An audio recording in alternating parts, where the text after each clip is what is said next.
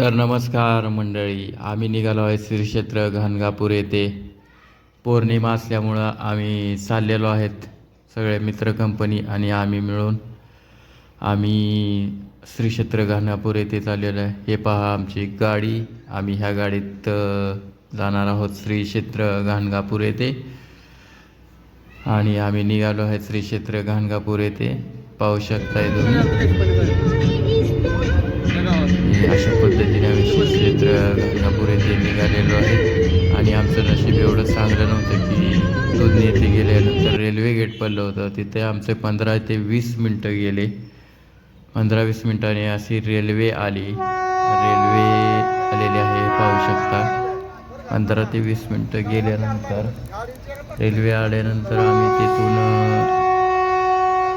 निघणारच होतो. आता रेल्वेचं गेट उघडल्यानंतर हे पाहू शकता रेल्वे आलेली आहे. त्यानंतर आम्ही श्री क्षेत्र घाणगापूर येथे पोचलो. संगमावरती पोचल्यानंतर आंघोळ्या वगैरे केल्या. आंघोळ्या केल्यानंतर तिथं संगमावरच्या मंदिरात गेलो, दर्शन घेतलं. 3:39 आम्हाला मंदिराचं दर्शन झाले. पाहू शकता गर्दी किती आहे पौर्णिमे दिवशी. पहाटेच्या 3:39 आम्ही संगमावरती दर्शन घेतल्यानंतर तिथं निघालो मुख्य मंदिराकडे. हे पहा मंदिरापाशी आलेलो आहे. तिथं पण खूप गर्दी होती. आम्हाला रांगेत कमीत कमी 1 ते 1.5 तासात दर्शन अतिशय सुंदर आणि चांगले झालेलं आहे. हे पाहू शकता.